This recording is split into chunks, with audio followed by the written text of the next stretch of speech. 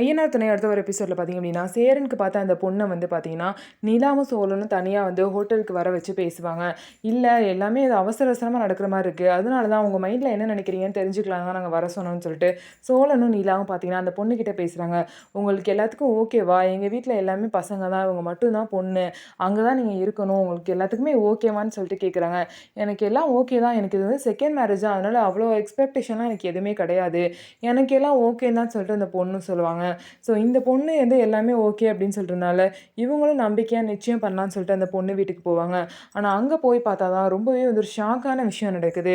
So பார்த்தீங்க அப்படின்னா அந்த பொண்ணு ரெடியாகாமல் நிற்பாங்க. என்ன ரெடியாகாமல் நிற்கிறீங்க எங்களை வர சொல்லிட்டுன்னு கேட்கும்போது, ஜோஷியர் உங்கள்கிட்ட சொல்லலையா, நிச்சயம் வேணான்னு சொல்லியிருந்தோமே, ஏற்கனவே கல்யாணம் பண்ண அந்த மாப்பிள்ளை வந்து உங்க கூட சேர்ந்து வாழ்கிறேன்னு சொல்லவும் என் பொண்ணும் சேர்ந்து வாழலாம்னு சொல்லிட்டு ஒத்துக்கிட்டா, அதனால நிச்சயம் வேணான்னு சொல்லியிருந்தோம், அவர் உங்கள்கிட்ட சொல்லலை அப்படின்ட்டு சொல்கிறாங்க. இதை கேட்டோன்னு பார்த்தீங்க அப்படின்னா சேரன் வீட்டில் எல்லாருமே ஷாக் ஆகிட்டாங்க. சேரன் வந்து என்ன பண்ணுறதுனே தெரியாமல் முழிச்சிட்டு உட்காந்துருக்காரு. ஒவ்வொரு தடையும் கல்யாணத்தில் ஏதாவது ஒரு தடங்கள் வந்துட்டே இருக்குது. ஸோ எல்லாத்தையும் மீறி சேரனுக்கு எப்படி கல்யாணம் நடக்க போகுது, யார் கூட கல்யாணம் நடக்க போகுதுன்னு சொல்லிட்டு வெயிட் பண்ணி பார்ப்போம். நம்ம வீடியோ உங்களுக்கு பிடிச்சிருந்தா நம்ம வீடியோவை லைக் பண்ணிக்கோங்க.